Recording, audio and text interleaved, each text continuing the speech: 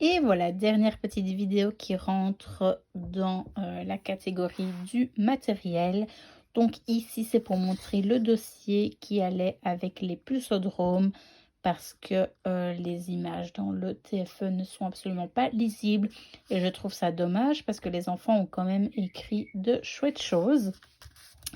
Donc, premièrement, quand j'ai placé le matériel pour le premier pulsodrome, j'ai demandé aux enfants qu'ils remplissent le cadre ici. Et là, ils pouvaient écrire ou décider, schématiser ce qu'ils voulaient à propos du pulsodrome. Donc voilà, ici, elle n'a rien écrit, mais ici, nous avons une petite fille qui a compris directement que ça parlait de la pulsation. Mais au contraire, ici, nous avons Romilda qui est partie sur un pull. Donc, nous allions probablement pour elle parler des vêtements. Donc voilà, c'est assez comique de voir ce que les enfants pensent parfois. Voilà, comme quoi quelque chose qui peut paraître simple aux yeux des enseignants ou aux yeux d'un adulte, dans le cerveau d'un enfant, c'est tout à fait autre chose. Et donc après, nous avons fait une petite mise en commun pour donner la petite définition d'un pulsodrome. Donc c'est un outil ou un jeu. Moi, je préférais le mot outil, mais ils ont pu mettre les deux. Musical, bien entendu, qui se présente sous la forme d'un tableau qui est divisé en 4 x 4 cases et dont le but principal est d'exercer la pulsation, comme son nom l'indique. Et on peut mettre ou non des instruments et également une musique. Et après, j'ai fait un petit exemple de pulsodrome et j'ai plusieurs vidéos où on s'exerce au pulsodrome et une vidéo qui explique et qui montre les cartes des pulsodromes.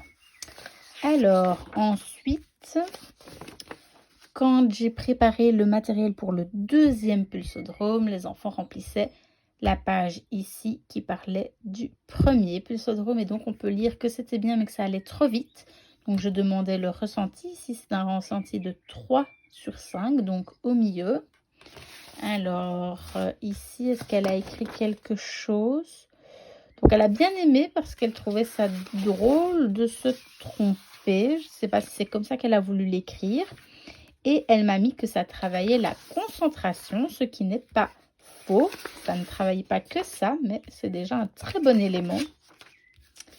Et ici, donc les couleurs étaient mélangées et donc c'était chouette. Donc difficulté de 1 sur 5, donc apparemment facile pour Romilda encore. Ensuite, pour le deuxième pulsodrome, donc elle trouvait que ça travaillait les mouvements. Et notre Miss Tinguette ici n'a pas répondu. Et ici, elle a encore mis qu'il fallait être concentré, difficulté de 2 sur 5. Donc c'est ce que j'expliquais dans mon TFE. J'aime beaucoup quand les enfants me donnent leurs ressentis, leurs émotions, leurs sentiments. Et ça rentre aussi en compte dans mon travail pour la régulation émotionnelle. Alors, le troisième pulsodrome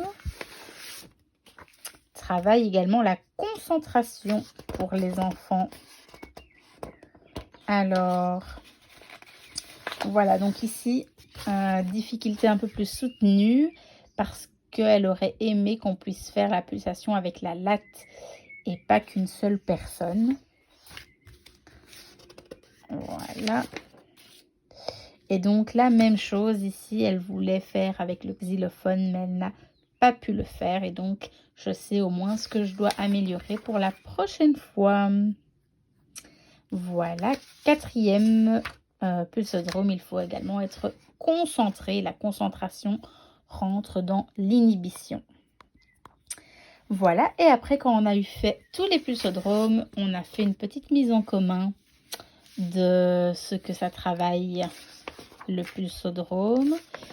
Et donc, on en a conclu que la mémoire de travail, elle fait partie de notre mémoire à court terme. Elle nous permet de retenir et de mobiliser des informations quelques secondes pendant une activité, que l'inhibition était la capacité à réfléchir avant de parler, avant de donner une réponse et de prendre une décision. Évidemment, je faisais court ici, je n'allais pas remettre toutes les définitions de ma partie théorique. C'était des feuilles adaptées aux enfants, donc j'ai fait assez court pour leur expliquer en quelques mots faciles. Pour la flexibilité mentale, c'est la capacité à s'adapter facilement à une autre situation, à une autre consigne. La flexibilité est beaucoup travaillée dans le pulsodrome et c'est une facilité à changer ses stratégies pour atteindre un objectif. Et la planification, c'est en quelques mots la capacité à s'organiser en étapes successives pour réaliser un travail qui est demandé. Et quand on planifie, on établit des priorités. Et donc, toutes ces capacités qui sont mobilisées grâce au pulsodrome dans le cerveau s'appellent les fonctions exécutives. Et voilà un petit dossier assez visuel pour des enfants de 4e primaire à propos de mes pulsodromes.